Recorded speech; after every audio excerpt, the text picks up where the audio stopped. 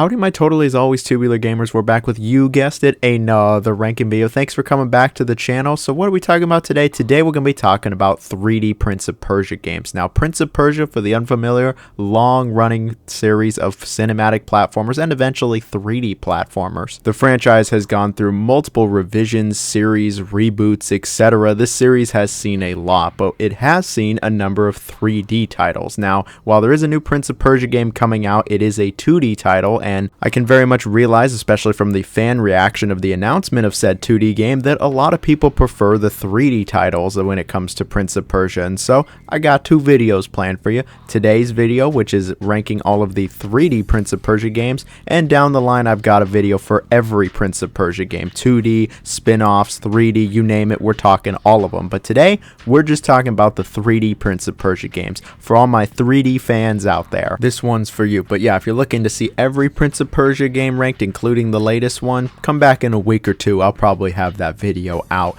Anyway, let's get into it. When it comes to the 3D Prince of Persia games, people love these games for a couple reasons. They love the movement, they love the general gameplay loop, they like the setting, they like the prince, at least in the original trilogy, and then, of course, all the time manipulation nonsense that happens in these games. There's a lot of time-related shenanigans, and that's all I'm gonna say. We're gonna be ranking these games worst to best, stacking them up against each other, which one's the worst, which one's the best, which ones should you absolutely play. We're gonna go over it for the 3D games. As always, like, share, comment, subscribe. Let me know your favorite Prince of Persia game down below if you're excited for the new game, etc, etc. We got the super thanks and the Patreon. Any support is truly greatly appreciated. 2024 is gonna be a banger year. Let's get it. Let's get right into this ranking of the 6 3D Prince of Persia games. Which one is the weakest? And so here we have Prince of Persia 3D, which came out on the PC in '99 and the Dreamcast in 2000. I've dabbled in the Dreamcast version, and I'll just be upfront here,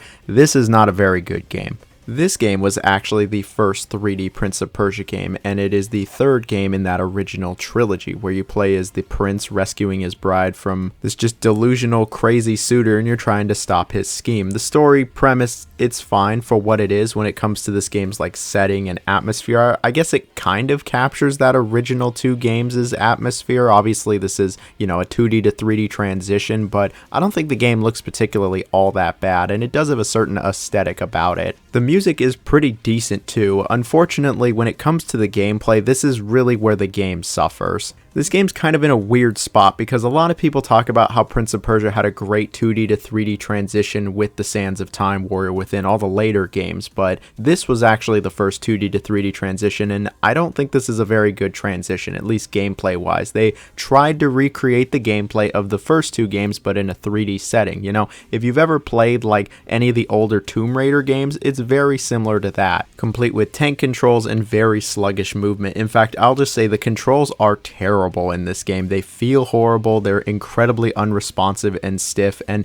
I just never got a good grip on them for any of the time I was playing this game. I was just like, wow, this does not feel nice. Platforming is really unresponsive, and it feels sometimes like a roll of the dice if you're even going to make it. The combat really isn't much better. I mean, it's better than the platforming, but it was still just incredibly unresponsive. The controls just feel like ass. They're incredibly imprecise, and above all else, the game just feels incredibly sluggish. On top of that, you've got a just terrible camera because it was a 90s 2000 game. The camera's just not any good, and the level design really doesn't do this game any favors, with plenty of precarious jumps and can at times be a bit confusing. There's puzzles here as well, but I just didn't really care for it. In fact, speaking of didn't really care for it, I just didn't really care for the gameplay at all. Like, I don't think this game was very good for 99 or 2000, let alone nowadays. This game has aged terribly. It's aged like bitter milk, and coming back to it, ugh, I don't want to experience this again. I do not recommend Prince of Persia 3D, and it's best left forgotten.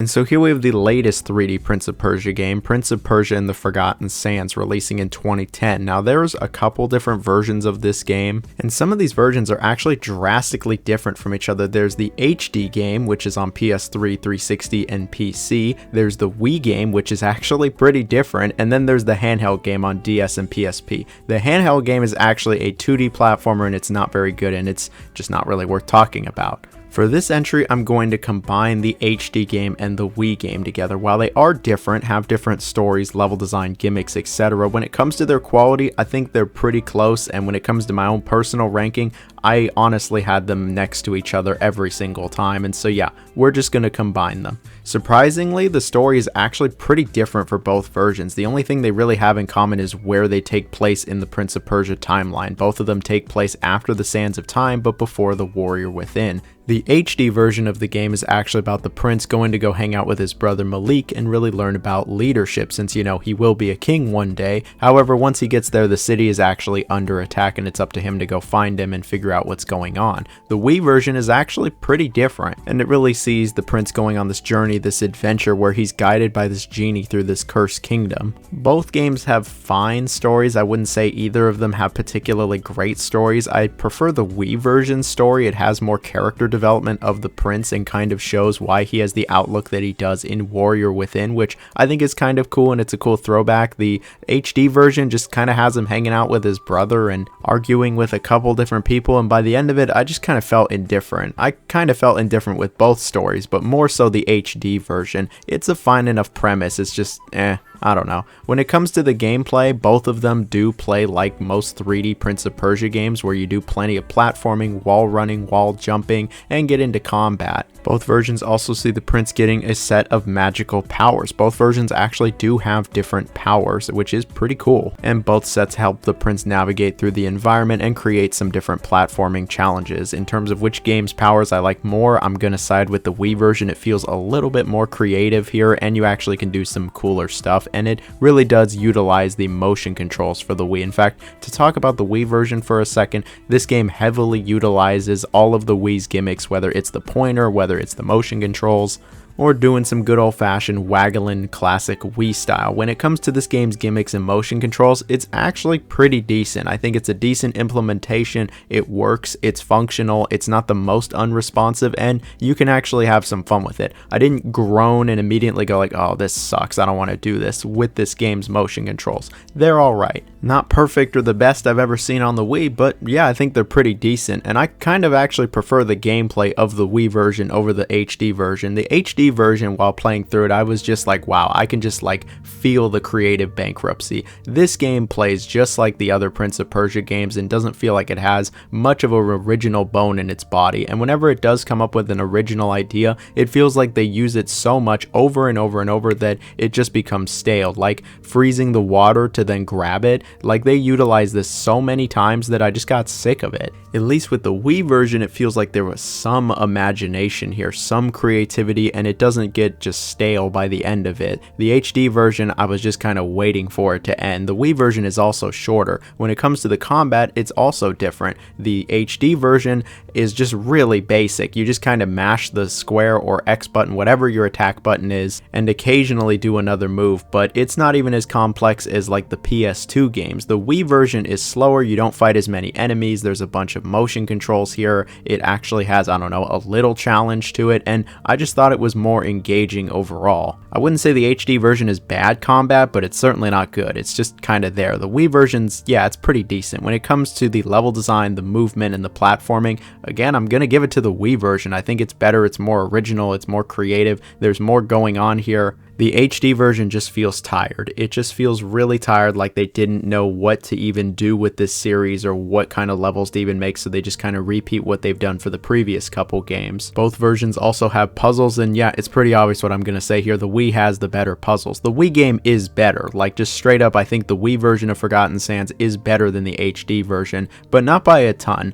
Both games don't feel exactly the most imaginative for Prince of Persia. Both games don't move the series forward, and both games feel like they're just kind of low-key emulating what they've already done, which, you know, a sequel is going to do that to some extent, but here, it just really feels like we're just scraping the bottom of the barrel here. At least the Wii version has co-op. Someone can play as the pointer, basically, to, like, create platforms and areas the prince can go. It's not the most involved here, and graphically, neither game are pushing any boundaries. Look, at the end of the day, I can only recommend this game, either version, to the most die-hard of Prince of Persia fans. I wouldn't say either version is a bad game, but I would say both games feel relatively stale, unimaginative, and it kind of feels like Ubisoft made another one to just make another one, rather than having any new, creative, exciting ideas for this series, and I can kind of see why they took a break after this. It feels like Ubisoft had no idea what to do, and so they just put it on pause. Either way, yeah, it's still an alright game, just not amazing.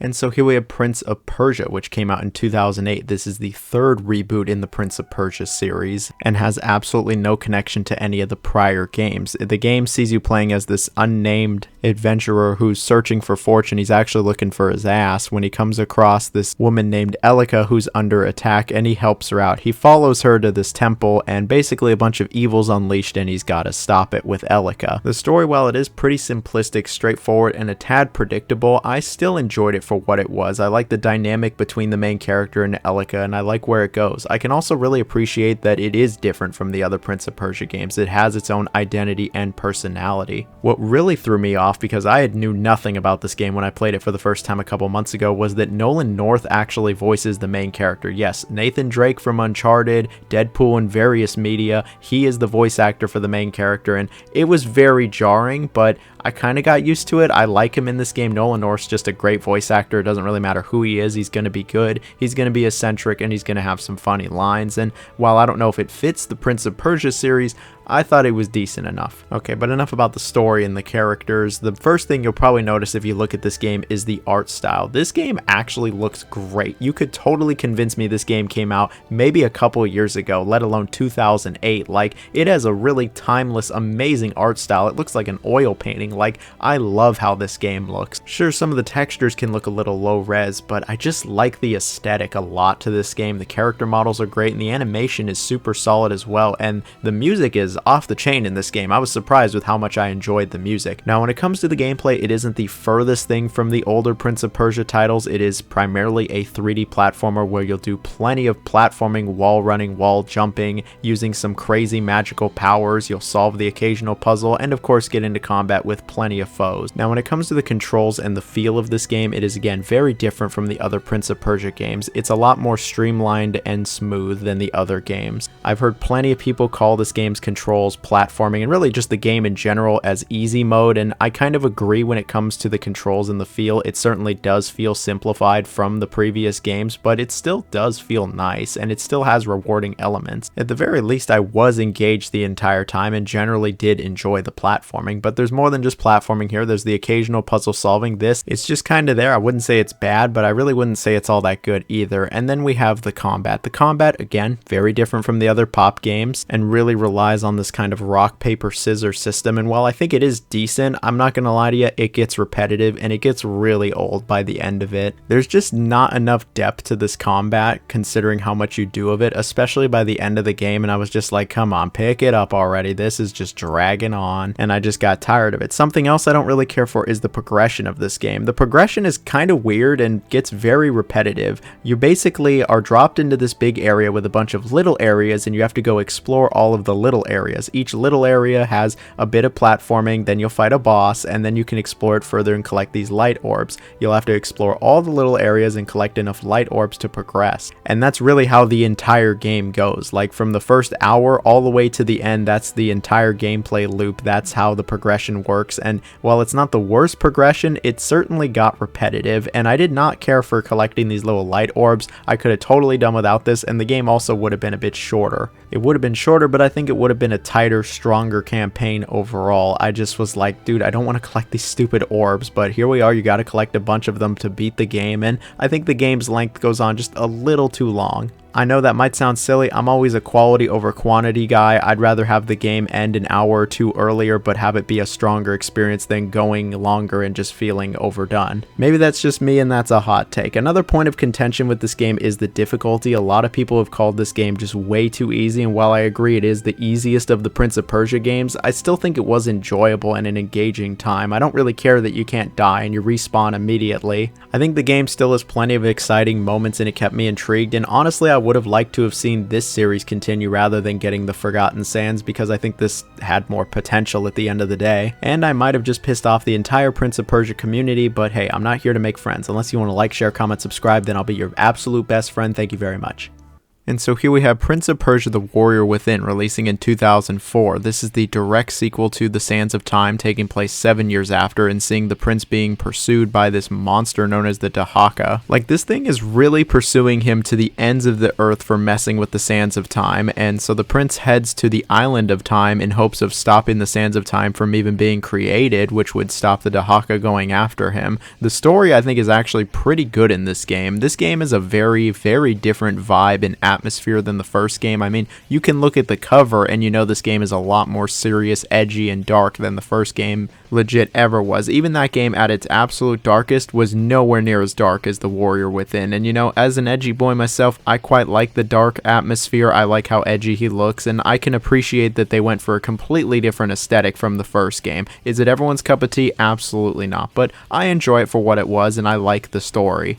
Now, The Warrior Within really looks at the Sands of Time and tries to improve it in a couple different ways, and while I think it does have some improvements over the Sands of Time, it does a few things that I don't like as much as the Sands of Time. So the general gameplay loop really sees you exploring around the Island of Time. It's a pretty non-linear area, so you'll be exploring, you'll be doing plenty of platforming, you'll be rewinding time, you have some other time powers, and of course there's a ton of combat. Now, the Sands of Time was a very linear, straightforward game. It was very obvious where you were supposed to go, and it was always point A to B. The Warrior Within is not like that. It is, like I mentioned, an open world of sorts. It's very non-linear. You can actually explore. The game even has Metroidvania elements, complete with backtracking and unlocking new abilities to unlock new areas. A central mechanic of the Island of Time is switching between these two different versions of the island, and it does have slightly different level design, but yeah, you'll be doing a lot of back and forth in this game. It is nowhere near as straightforward. It's a much bigger adventure. You'll also get chased by the Dahaka plenty of times in Crash Bandicoot style chases, and this keeps things varied. The game's flow and pacing is wildly different from really any other Prince of Persia game thanks to this game's structure and format. Metroidvania design is all that well implemented. Honestly, I just got kind of confused and lost several times in this game. Call it a major skill issue, but I just didn't think that this world was the most intuitive to navigate, and I didn't really have a lot of fun navigating through it, and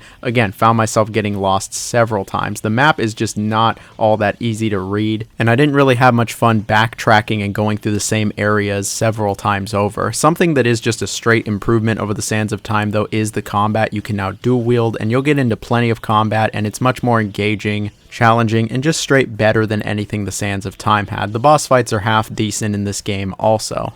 The presentation and the soundtrack are also just a straight improvement on the first games as well. The game looks pretty good for 04, and the soundtrack, you know, I've actually got it in some of my playlists, so it must have been good. Now, don't get it twisted. I think The Warrior Within is still a pretty good game. I have no problem recommending it, especially if you like Prince of Persia or platformers. I just don't think it's as strong as some of the other Prince of Persia games. I have heard people all over the place with this game. I've heard some people say that it's the worst Prince of Persia game. I've heard some people say it's one of the best Prince of Persia games. I fall somewhere towards the latter. I think it's one of the better Prince of Persia games. I actually really do like the tone, the setting, the aesthetic, and most of the gameplay, and I enjoyed my time with this. Is it the absolute pinnacle of the series? Not in my opinion, but it's still quite good. And so here we have Prince of Persia The Two Thrones, releasing in 2005. This game is a direct sequel to The Warrior Within, and it sees the prince returning to his home in Babylon, only to find out that his actions in Warrior Within have actually undone the events of Sands of Time. And so the Vizier, the main antagonist of the first game, actually comes back, only this time he's really not messing around. He's way more serious and does a lot more messed up shit and causes a lot of chaos. On top of this, the prince is struggling with an evil, dark persona that is slowly corrupting him. I actually quite like the story. I think it takes a really interesting turn from Warrior Within, and I like that they get to reintroduce the main antagonist and Farah comes back, and yeah, I think the story is good. I actually quite like the prince in this game as well. He has a decent amount of depth to them, and he's clearly learned from his actions of the previous two games. Like, he actually does have character development. I think it's good. Sure, the ending is a little flat, but the prince, he's a good one. Now, when it comes to the gameplay, they kind of drop the format and structure of Warrior Within and go back to having a very straightforward linear action adventure, but the moment-to-moment gameplay is very similar to the Sands of Time. You'll do plenty of 3D platforming, you'll get into some fights, you have some time manipulation powers, there's the occasional puzzle, and you really don't go off the beaten path here. It's a very, again, straightforward game. It's very linear, and it's very obvious where you're supposed to go. And maybe it's a hot take, but I quite prefer the level design in this game to the Warrior Warrior Within. I much rather have the straightforward linear levels with a bunch of set pieces and cool jumps rather than all the backtracking that Warrior Within had. I think this game actually has some of the best level design of the entire Prince of Persia series. There's some really awesome areas you go through, and yeah, I had a good time running through all of these fun areas. Something new here is that the prince will on occasion transform into this monster, his dark persona, and during this, the gameplay does actually change. You're on a time limit now, but killing enemies gives you more time, and the prince has access to these really long chains. It really actually extends the prince's movement, and I think the level design is very accommodating for that. I actually quite like these sections. I know some people don't really care for them. Oh, they're timed. Oh, they feel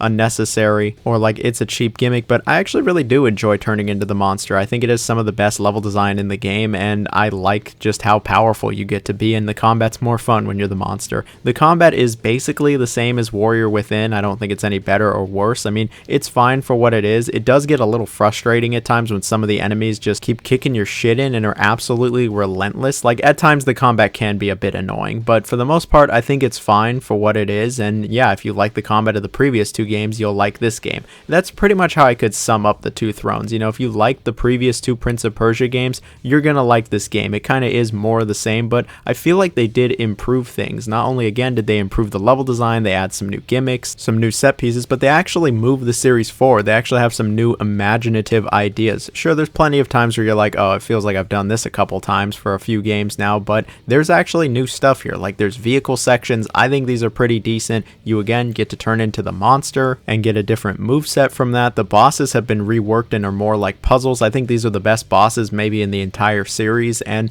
I actually really did enjoy this game, more so than I ever thought I would. And you know, as somebody who didn't play these games growing up or back in the day and didn't play them until a year or two ago, I'm kind of surprised the Two Thrones like isn't the fan favorite. I think it has arguably the best level design of the whole series. I think it has some of the most memorable set pieces. The story's decent. I like the aesthetic. I think the pacing might be the strongest of the whole series. Seriously, the pacing and the progression is actually pretty good. The game looks good. It has a nice soundtrack. Like, I don't really have much to fault this game with. They even improved the camera. The camera is legit better. Sure, at times the game can feel quite similar to the previous two games, but I still think it does its own original thing and certainly has its own identity. I think the Forgotten Sands is the one where everything got stale, felt samey, and it just didn't feel like they had any original ideas left for the series. I have no problem recommending the Two Thrones. I quite enjoyed this game. I think it's one of the best Prince of Persia games, and if you're looking for a good 3D platformer, or maybe you kind of like Prince of Persia, this is one to play.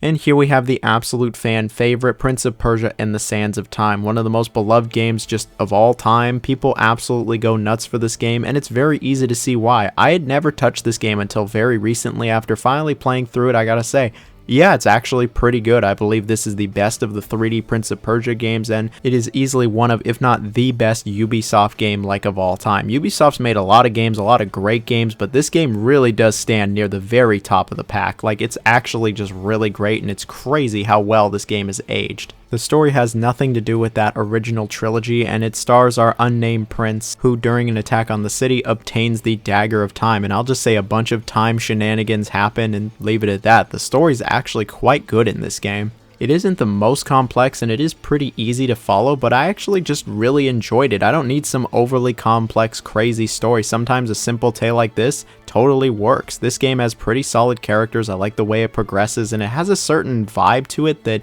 no other Prince of Persia game has. And it's kind of hard to describe. It's just one of those, like, if you played the game, you know kind of things. Like, it just has that vibe. It has that atmosphere, that aesthetic, that feeling that no other Prince of Persia game has. It doesn't even feel like any other Prince of Persia game has tried to have, because they just couldn't match what this game had in terms of that vibe. It's really great. When it comes to the presentation, it was top notch for 2003, and I think it looks good even nowadays. Same goes for the music. Now, when it comes to the gameplay, they really looked at the older Prince of Persia games and thought, how do we properly transition this to 3D, and just kind of ignored what Prince of Persia 3D did, and what they did here was kind of a game changer. Really, every Prince of Persia game since and Assassin's Creed owes something to Sands of Time when it comes to the movement, controls, and just feel of the game, and it's great here. They got it right the first time. It's a very linear third-person action-adventure game with a lot of cinematic platforming, spruced up with some combat segments, the occasional puzzle, and a bunch of time manipulation. You can actually rewind time. That's the main gimmick here. So, you know, if you fall off a cliff, you can just rewind back to before you even jumped off. And it was a great idea then. It's a great idea